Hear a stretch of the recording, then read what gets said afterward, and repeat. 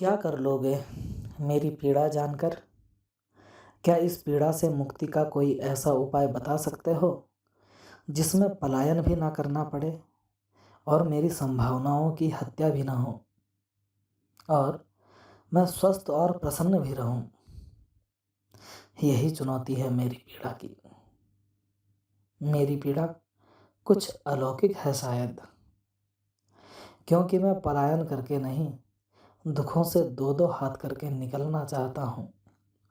लेकिन इसकी चुनौतियों और निष्कर्ष को किस्मत का नाम नहीं, बल्कि कर्म की परिणति के रूप में व्यक्त करना चाहता हूँ। क्या तुम स्वीकार कर सकोगे, या फिर ये कहकर निकल जाओगे कि ऐसा नहीं होता, या फिर सारी बातें किस्मत की दहलीज पर छोड़कर चले जाओगे, और किस्मत भी ऐसी जिसमें कर्मों का सच न हो, या फिर यह कहकर पिंड छुड़ाओगे कि और भी तो लोग हैं दुनिया में जो दुखी हैं, या फिर ये समझाओगे कि जिनका उदाहरण तुम दे रहे हो उनमें और मेरे में क्या समानता है, क्या संभावना है, या इस बात पर मुझे निराशावादी कहकर मुंह फेर लोगे, या ये कहोगे तुम ध्यान मत दो।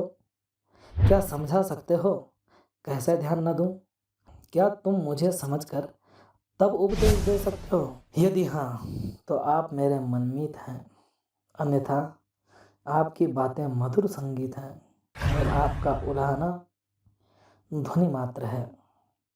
हो सकता है मेरी बर्बादी इसका परिणाम हो, मगर इस डर से मैं अपनी संभावनाओं को जिंदा रखने के लिए दुख का सामना ही न करूं, क्या ये सही बात है? अगर जीत गया तो इससे भी अधिक सुख है, और अगर हार गया तो इस बात की स्थापना है कि मैंने कुछ किया था, मैंने हार नहीं मानी थी।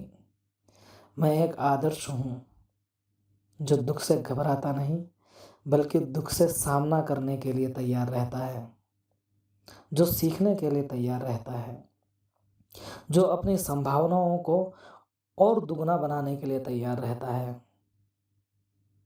प्रश्न हो सकता है तो फिर हारे क्यों?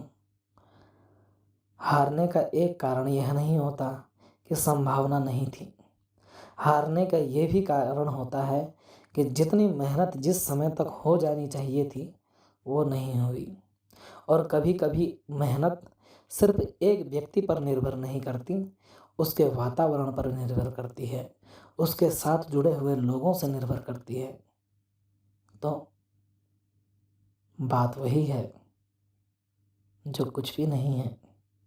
समझो तो बहुत कुछ है, वरना कुछ भी नहीं है। बस बात यही है।